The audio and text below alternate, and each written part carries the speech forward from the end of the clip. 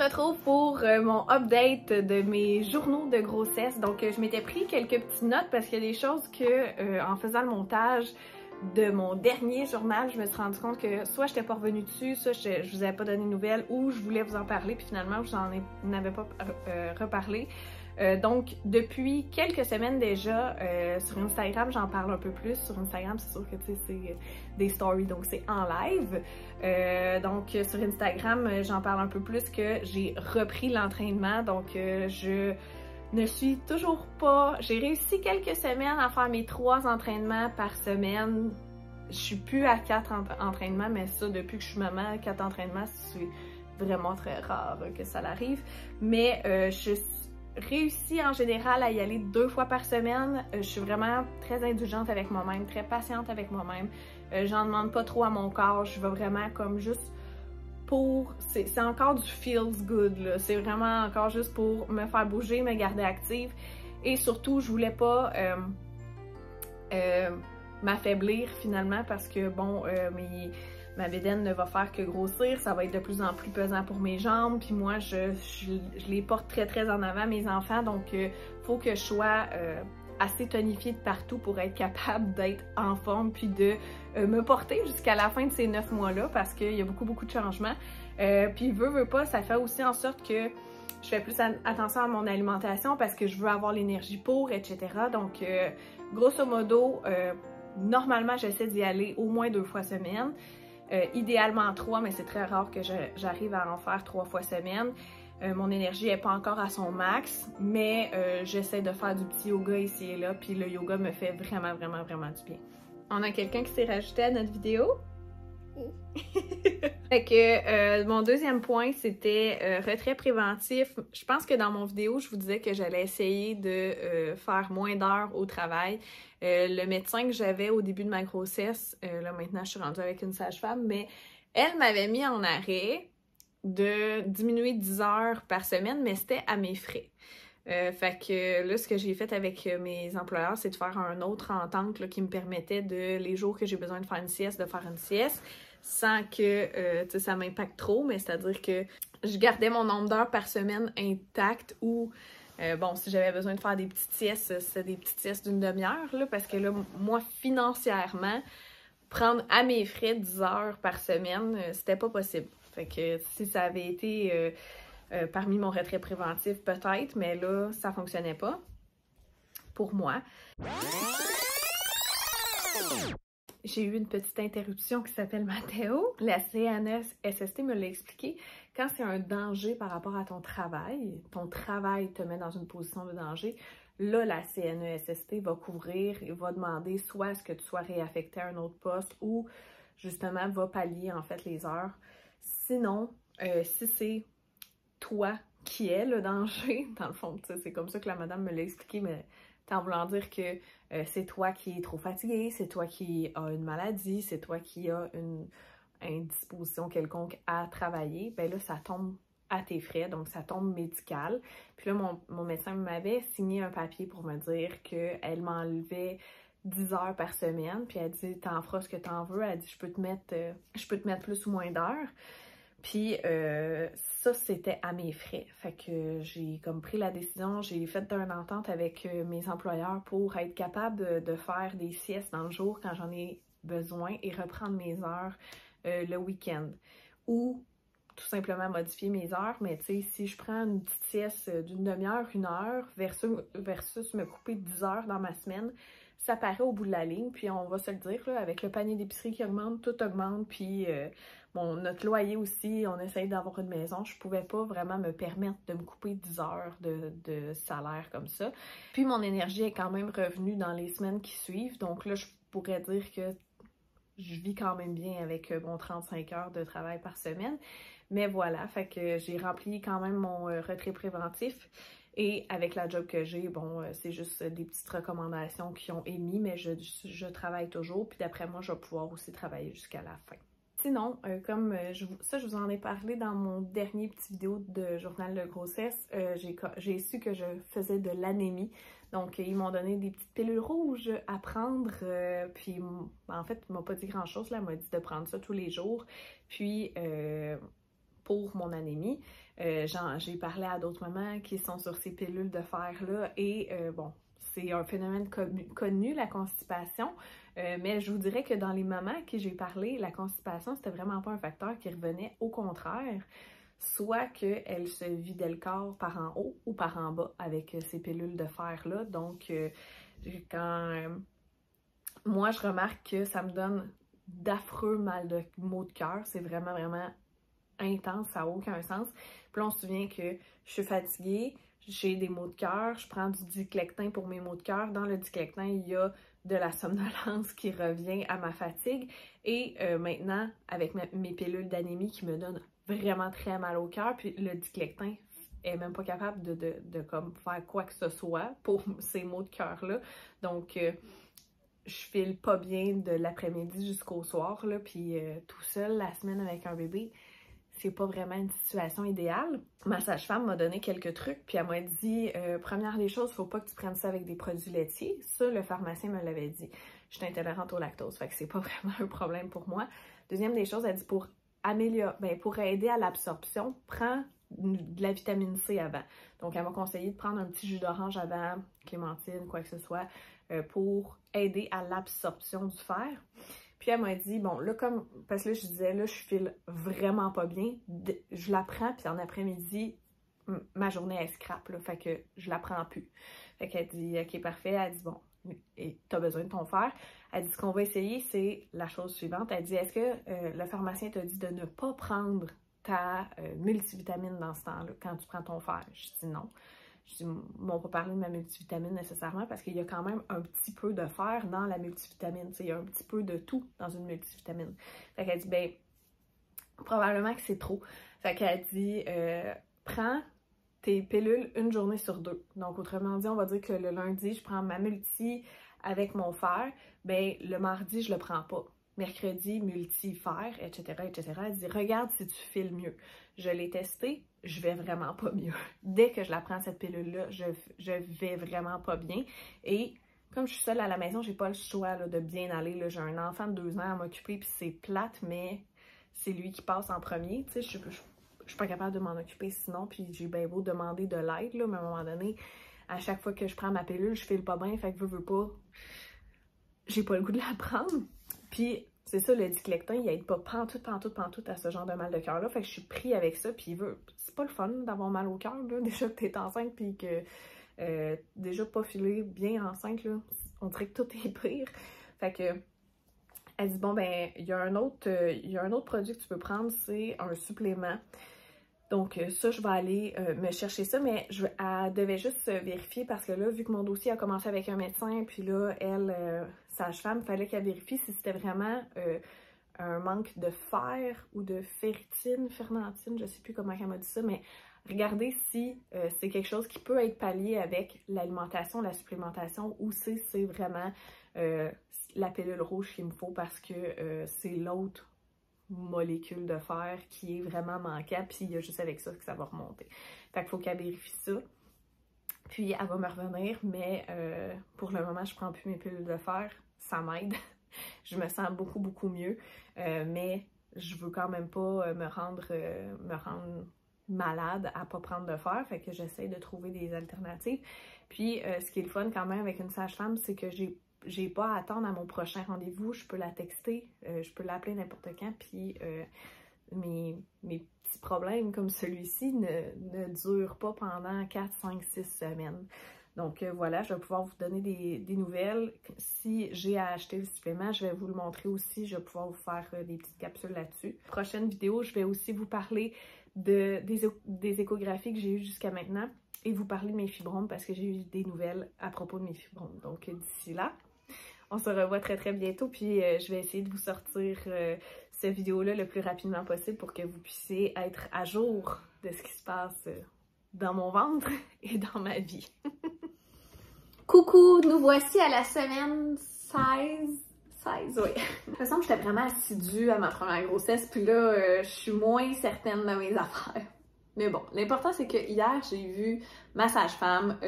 J'en ai long à vous dire aujourd'hui, donc je vais vous parler de mon rendez-vous avec ma sage-femme d'hier et de mon échographie que j'ai passé il y a quelques semaines, en fait à 12 semaines, mais j'ai pas eu le temps encore de vous en parler. Donc là, aujourd'hui, je me suis arrêtée. Je prends le temps, puis j'ai pas pris le temps de me maquiller, fait que ça va être sur ma face pour cette vidéo aussi. Première des choses, on va commencer avec mon rendez-vous de ma sage-femme parce que c'est encore frais dans ma tête.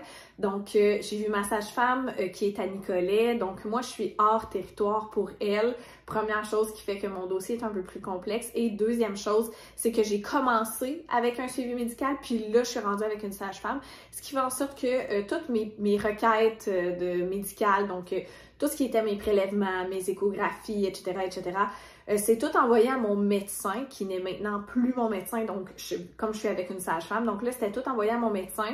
Et comme on a 2 CIUS différents parce que je suis hors territoire, ben c'est plus difficile pour elle d'avoir les résultats. Là, elle m'a fait signer, un papier qui fait en sorte qu'elle a accès à tous mes trucs. Donc là, ça va aller beaucoup mieux pour les prochaines semaines. Donc, petit rough start si on veut, mais si c'est votre cas aussi, tu sais, perdez pas patience. Après ça, j'ai l'impression que tout va très bien découler, excusez. Et la nouvelle choquante que j'ai à vous faire aujourd'hui, je ne fais pas d'anémie. J'en parle puis j'ai encore des émotions tellement je suis fâchée. Vous vous souvenez que je vous avais parlé, en tout cas j'en ai parlé sur TikTok, mais oui, je vous en ai parlé sur YouTube aussi, à quel point ma pilule que je prenais pour mon anémie me faisait vraiment mal filer. J'en avais parlé à ma sage-femme, elle m'avait dit, écoute, j'ai pas encore accès à ton dossier, fait que je peux pas regarder à quel point tu es anémique. Donc, si tu as un manque de fer, tu peux aller le combler avec l'alimentation, avec la supplémentation, mais si c'est un manque plus creux, là, si je comprends bien, c'est ça, là. Si c'est un autre type de manque, ben t'as pas le choix d'aller vers la médication parce que ça sera pas suffisant l'alimentation puis la supplémentation. Mais là, moi, comme elle avait pas mes documents encore, elle pouvait pas me dire « Ok, fais ci, ça, ça ». On a essayé plein d'alternatives, elle m'a aidé au mieux, puis là, quand j'ai pu la voir enfin hier, elle a regardé mes résultats puis elle m'a dit « Tu n'es pas anémique ».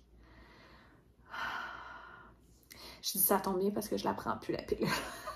Je filais tellement pas bien que j'ai arrêté de la prendre, puis ça me stressait beaucoup parce que je sais que j'ai des fibromes, donc j'ai des masses près de mon utérus qui prennent aussi beaucoup de sang parce qu'ils grossissent pendant ma grossesse.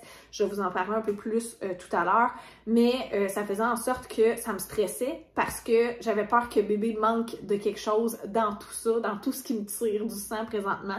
Elle me dit, je comprends un peu ce que le médecin voulait dire par, elle est vraiment sweet, super fine, elle a défendu le médecin, mais moi je suis une maman fâchée présentement, donc je ne défends pas le médecin du tout présentement. Je suis fâchée de m'être fait donner une pilule dont j'avais pas besoin.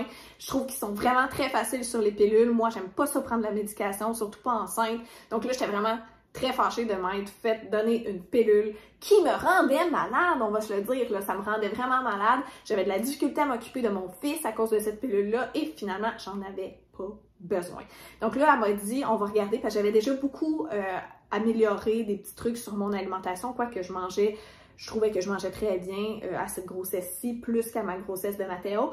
Donc, j'ai changé des petits trucs, je mange beaucoup d'épinards, j'ai ajouté de la mélasse dans mes recettes, des céréales pour bébé dans mes recettes. C'est tous des trucs qui contiennent beaucoup de fer. Évidemment, de la viande rouge, mais ça, je suis pas fan de la viande rouge. Donc, c'est pas moi qui va se claquer un bon steak. Pour moi, c'est dégueulasse, un steak. Donc, j'essayais quand même d'aller chercher par-ci, par-là, puis d'améliorer mon alimentation. Donc, elle m'a dit, je vais te reprendre. De toute façon, il fallait qu'elle me fasse une prise de sang pour mon 2e test de trisomie et pour, justement, là, elle m'a dit, je vais faire ton fer. Merveilleux. Donc, on va regarder une fois de plus mon fer pour voir est-ce qu'avec l'alimentation, ça l'a aidé ou est-ce que je vais avoir besoin de supplémenter. Ce qui, pour moi, est un protocole qui me plaît parce qu'on va voir si naturellement je suis correcte ou si j'ai besoin d'un supplément. C'est sûr qu'enceinte, tout baisse, dont le fer, parce que, bon, on a besoin de tout le temps plus pour le bébé. Donc là, elle va considérer ça aussi. Mais bref, mes résultats faisaient en sorte que, ok, je n'étais peut-être pas la plus top shape niveau fer, mais j'étais très loin d'être en manque et ma réserve de fer était très belle. Donc, on va tourner la page parce que je sens que je pourrais vous en parler encore pendant 10 minutes tellement je suis un peu, vraiment fâchée de la situation, vraiment fâchée de m'être fait ça à moi-même, finalement, là, de m'être fait endurer cette situation-là. Mais je suis contente que, bon, je suis quand même prise en charge de magnifique façon avec ma sage-femme. J'adore le fait qu'elle m'explique vraiment tout, puis chaque test que je passe, elle me dit « t'es pas obligé. T'es pas obligé, t'es pas obligé, t'es pas obligé. » Et savez-vous ce qui m'enlève vraiment le plus un poids dans toute cette expérience-là? Je prends pas ma pesée à chaque rendez-vous avec ma sage-femme. Ce n'est pas obligatoire. Donc, moi, je connaissais mon poids avant ma grossesse. Elle m'a demandé mon poids avant ma grossesse. Elle me conseille, dans mes derniers rendez-vous, de le prendre pour voir. Mais tout au long de ma grossesse, je n'ai pas embarqué sur la balance à chaque fois que je vois mon médecin. Et ça m'enlève tellement un poids sur les épaules. Moi, j'ai vraiment encore des problèmes là-dessus. Là. Je travaille beaucoup ma relation avec mon corps, mon poids, etc. Mais enceinte, c'est un struggle qui, je vous dirais que ça va beaucoup mieux à cette grossesse-ci que ça allait à Matteo. Mais je pense que ça, c'est un des facteurs qui aide beaucoup, qu'elle me force pas à faire face à un poids à chaque fois, puis que je me questionne à savoir de quoi ce poids-là il est composé, etc. Donc, ça m'enlève vraiment un gros stress sur les épaules de ne pas avoir à me peser à chaque fois. Ça a l'air niaiseux, mais ça fait une grosse différence. Petit élément que je vous avais pas mentionné, je pense, là, de mon premier rendez-vous avec ma sage-femme, elle m'a vraiment donné, elle pouvait me donner le mieux vivre comme... je l'avais déjà, je ne l'ai pas pris, mais elle m'a donné un espèce de duotang rempli de documentation, de papiers importants. J'ai vu qu'il y avait même une liste pour se préparer à l'accouchement, aux douleurs, qu'est-ce que tu devrais apporter dans ta valise d'hôpital. Je trouve ça magnifique et je comprends, en tout cas, je sais pas si c'est comme ça, si vous êtes suivi avec un suivi médical, mais moi, ce n'était pas comme ça. Moi, c'est toutes des choses que vous pouvez le voir dans mes anciennes vidéos YouTube, que d'ailleurs, je vais refaire parce que je les trouve quand même cringe. C'est toute de l'information que j'ai dû chercher énormément et là, on me le donne sur un plateau d'argent, dans un petit duotang de ma sage-femme. Je peux lire ça à la maison, ma petite lecture d'avant mon dodo. Je trouve ça merveilleux. Mais ce que je trouve vraiment cool aussi, c'est qu'elle me fait remplir une espèce de... je sais pas comment il l'appelle, mais c'est comme de la documentation sur ta santé, ton historique familial et... il y a des questions sur qui va prendre le congé de maternité, etc., comment va X, Y, Z. Et à la fin du document, c'est le conjoint qui doit y répondre et ou le partenaire. Je trouve ça beau, je trouve ça magnifique qu'on pose les questions à la femme qui prend pour acquis certaines choses et qui, moi, au début, je me suis dit « Ah, je vais en parler à Tristan ». Puis je l'ai pas fait finalement, je me suis dit « Je vais le remplir comme je pense ». Puis quand je suis arrivée à la dernière page, puis j'ai vu « Maintenant, c'est à votre partenaire de répondre à ces questions aussi », j'ai tellement trouvé ça cool. C'est la même approche que j'ai avec ma doula qui nous demande tout le temps « Maude, comment tu te sens par rapport à ça? Est-ce que tu as pensé à telle chose? » Puis après ça, elle demande l'avis de Tristan ou vice-versa. Je trouve ça super intéressant parce que c'est des questions qui, des fois, on se pose pas, mais on prend pour acquis. Puis là, c'est écrit noir sur blanc, tu n'as pas le choix d'y répondre et puis c'est vraiment posé à un individu puis à l'autre. Fait que ça, je trouve ça vraiment merveilleux. Fin de ma parenthèse. Donc, on a fait le tour de ça. C'est vraiment un rendez-vous d'1 heure. Elle prend le temps. C'est vraiment, je trouve ça merveilleux. Et moi, j'ai accepté d'avoir une stagiaire aussi. Donc, sa stagiaire peut me voir. Je trouve ça super important. Moi, je crois beaucoup à l'éducation. Puis, les stagiaires et tout ça, je sais pas, ça l'allume une petite flamme en moi, là, je trouve ça cool de pouvoir participer à l'éducation de quelqu'un. Donc, j'ai rencontré la stagiaire, c'est elle qui a fait ma prise de sang avec mon accord, bien entendu. Elle a regardé aussi, elle m'a fait un petit examen physique, elle m'a fait un examen, en fait, elle a cherché le cœur du bébé, puis là, je commençais à avoir hâte de l'entendre. On l'entendait, mais pas assez franc, puis là, ma sage-femme est venue l'aider pour la positionner, mais je trouve ça vraiment cool de pouvoir participer un peu à ce processus-là de former la relève, finalement. C'est pas moi qui la forme, mais j'ai l'impression que je fais une petite BA dans tout ça. Puis ça, c'est vraiment pas obligatoire, là, dans toutes les procédures qu'elle a fait sur moi. La sage-femme me demande toujours « Est-ce que tu es à l'aise? » Et puis, elle me l'avait demandé quand j'étais seule à seule avec elle, à ma première rencontre avec elle. « Est-ce que tu serais à l'aise pour la stagiaire si telle action? » Puis moi, je suis vraiment super ouverte à ça. Fait que tant mieux, mais si vous n'êtes pas ouverte à ça, c'est vraiment pas obligatoire du tout. C'est vraiment une très belle équipe à Nicolet, en tout cas. Maintenant qu'on a fait le tour pas mal de mon rendez-vous d'hier, de qu'est-ce qui se passe présentement, là, je vais tomber dans mon échographie. Donc, mon échographie, ça a été faite par le même gynécologue qu'à Matteo, qui m'avait eu pour ma première écho. Donc, l'échographie, la clarté nucale. Pour moi, c'est ma première écho. Quand je dis première écho, c'est parce que j'ai toujours eu un peu cette première écho-là. J'ai jamais vraiment eu besoin d'une écho dating, qui pourrait être votre première écho, mais moi, dans mon cas, la première, c'est la clarté nucale, c'est là qu'il regarde la nuque, c'est là qu'il regarde si le fœtus est viable. Dans mon cas, à ma première échographie avec Matteo, c'est là aussi qu'il m'a annoncé que j'avais des fibromes. Je ne savais pas c'était quoi des fibromes. Si vous commencez à me suivre présentement, c'est des masses qui sont près de mon utérus. Dans mon cas, sont près de mon utérus et ils pourraient être dans mon utérus. Donc, je vous fais ça vraiment très bref, mais j'ai d'autres capsules qui en parlent là, de mes fibromes plus en profondeur. Mais là, on va quand même élaborer sur le sujet parce que c'était quelque chose qui me stressait.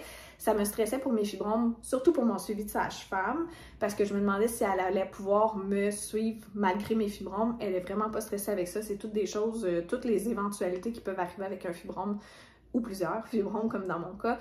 Elles peuvent prendre action sans problème du tout. Donc ça, c'est pas quelque chose. Surtout que les miens sont super bien placés. Les miens sont au-dessus de mon utérus. Sont pas dans mon utérus. Ça m'empêche pas non plus d'avoir un accouchement naturel parce qu'ils sont justement placés au-dessus de mon utérus. Donc, tout va bien à ce niveau-là. C'est ce qu'on a vérifié aussi avec cette écho-ci. Donc, la clarté nucale pour bébé 2. À ma clarté nucale de Matteo, j'avais 2 fibromes qui, au total, faisaient 10 cm de masse. Donc, j'en avais un, il me semble, de mémoire de 6 cm et un de 4 cm. Cette fois-ci, il ne m'a pas dit le nombre de centimètres, mais j'essayais de calculer là, selon les mesures qu'il prend. Et si je calcule bien, j'en aurais maintenant 3, dont 2 qui sont pratiquement, qui font pratiquement qu'un. Ils ressemblent à ça présentement. C'est ce que je vois, moi, de l'écho, OK? Moi, je lis pas les échographies dans la vie, là, mais c'est ce que je vois. Donc, ils ne font qu'un. Et ça, si j'ai bien lu, ça fait 15 cm. Et j'en ai un deuxième qui, lui, est plus petit que je sais pas combien de centimètres. Donc, c'est quand même de bons fibromes. Par contre, à Matteo, on sait pas, je partais à combien. Ils grossissent avec la grossesse, avec les hormones de grossesse. Donc, Matteo, on n'avait comme pas de repère. Mais là, bébé 2, je sais que quand je suis tombée enceinte, j'étais déjà à 10 cm de masse. Il n'y avait pas vraiment baissé de dimension là, entre mes deux grossesses, malgré le stérilet, malgré tout ce qu'on m'a conseillé. Donc, pour bébé 2, vous comprenez que je pars avec un petit stress de me dire « Ouf, OK, ils sont plus gros qu'ils étaient, mais bon. » Il y a plein de femmes qui accouchent avec des fibromes, je l'ai fait, j'ai porté mon bébé, il y a plein de femmes qui portent des bébés avec des fibromes. C'est juste que quand tu es enceinte, t'aimes ça savoir que comme l'environnement est le plus idéal possible pour ton enfant. J'ai comme tout le temps un petit goût amer par rapport à mes fibromes, mais que voulez-vous? Il ne voulait pas me les enlever entre mes 2 bébés. Il disait qu'il faisait plus ça aujourd'hui. Il faut que j'attende d'avoir fini de faire mes enfants. Ils veulent tout m'enlever quand ils vont m'enlever mes fibromes après mes enfants. Moi, je vais demander un deuxième avis. Je vais vous revenir avec ça quand j'aurai un deuxième avis, mais je comprends pas la façon qu'ils sont placés. Pourquoi il faudrait qu'on m'enlève mon utérus à 27 ans. Ça, c'est un autre débat, un autre sujet, mais bref, tout ça pour vous dire, ils ne me les ont pas enlevés entre mes 2 bébés pour plusieurs raisons. Donc là, je porte mes bébés, mon deuxième bébé en fait, avec mes fibromes qui ont pris de l'expansion. Et ça, c'était tout. C'est jamais grave, on dirait, pour les médecins. Là, moi, j'ai vu 2 gynécologues pour ça, puis « Ah, c'est pas grave, madame, mais c'est pas vous qui le portez, monsieur. » Donc, excusez-moi, mais j'aimerais ça me les faire enlever. Je me suis fait à l'idée, j'ai mon bébé, j'ai mes fibromes, je suis dans le bureau du médecin. Et quand je dis les mots sage-femme, wow!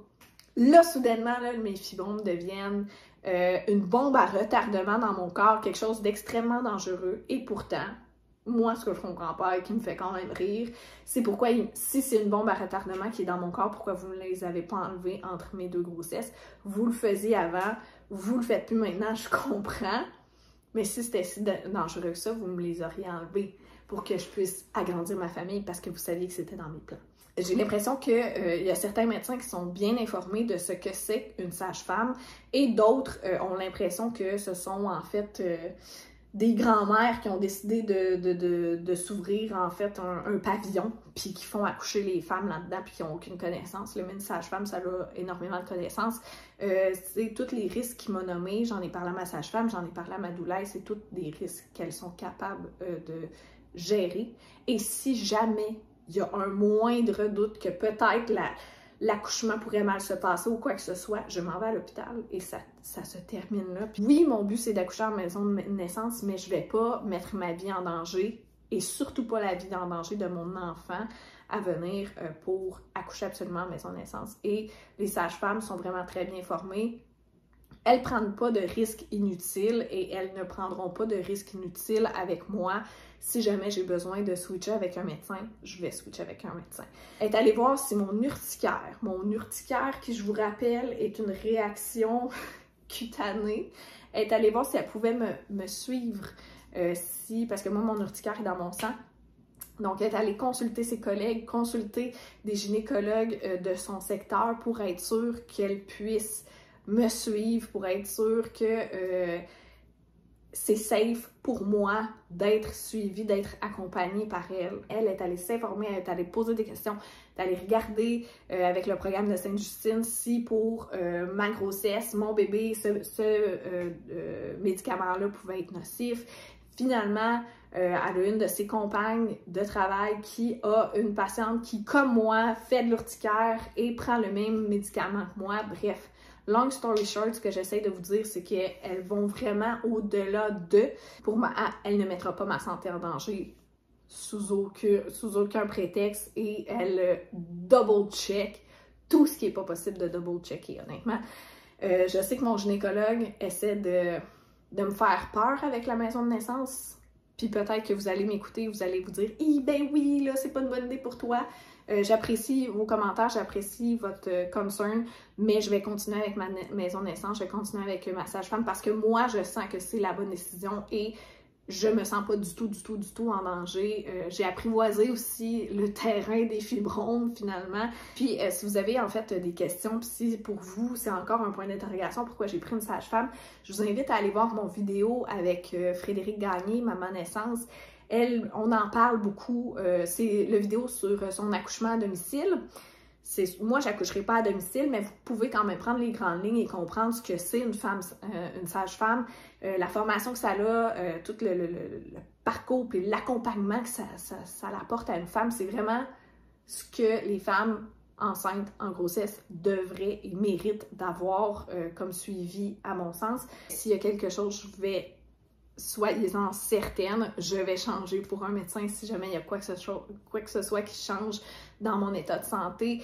Si jamais les fibromes commencent à nécroser, c'est-à-dire que là, comment le gynécologue me l'explique, c'est que si ton fibrome, avec les hormones de grossesse, prennent beaucoup d'expansion, prennent beaucoup de sang, donc à un certain moment donné, s'il n'y a pas assez de sang qui nourrit le fibrome qui grossit, ce qui arrive, c'est qu'il commence à nécroser, commence à mourir de lui-même et à ce moment-là, ça a l'air que ça fait atrocement mal, les mamans sont alitées. Ma première grossesse, j'étais vraiment stressée, j'ai pleuré pendant 1h30, 2 heures parce que je pensais que je mettais la vie de Mathéo en danger. Puis tout ce qu'il me disait, c'était ben il y a plein de femmes là, qui accouchent puis qui ont leur bébé là, avec des fibromes, mais là, comme j'ai dit le mot maison de naissance, il m'est arrivé avec la liste de choses pas possibles qui pourraient se produire et qui seraient vraiment dangereux. Et bref, si vous avez des questions plus précises sur cette section-ci, je pourrais en faire une vidéo plus complète, mais je veux pas trop m'éterniser non plus là-dessus. Mais voilà, donc ce sont mes petites nouvelles. Donc mon dernier suivi de sage-femme à 16 semaines, je la revois dans le mois d'août et je vais essayer en fait d'y aller avec Tristan. J'ai pris une journée qui était en congé, mais on sait jamais, peut-être qu'il va avoir un accouchement puis il va falloir qu'il cancelle mon rendez-vous ou quoi que ce soit. Et je voulais savoir aussi en même temps, ça vous intéresserait-tu de voir ça ressemble à quoi la maison de naissance, que je prenne des shots pendant que je suis à mon rendez-vous ou quoi que ce soit, que je je vous montre à quoi ça ressemble finalement un rendez-vous en maison de naissance, à quoi ressemblent les chambres. Je sais pas si je vais être autorisée à faire ça par exemple, mais si ça vous intéresse, laissez-moi savoir dans les commentaires, puis je pourrais peut-être essayer de mettre une caméra cachée quelque part puis de me promener pour vous montrer à quoi ça ressemble parce que honnêtement, c'était au-delà de mes espérances quand j'ai vu les maisons de naissance. La maison de naissance et les chambres finalement. C'est mes petites nouvelles de la semaine. On se parle la semaine prochaine. J'espère avoir que des bonnes nouvelles à vous annoncer et moi je vous laisse sur cette petite annonce. Je pense qu'on va savoir le sexe avant l'accouchement finalement. J'ai trop hâte de savoir. Tristan aussi, donc à suivre.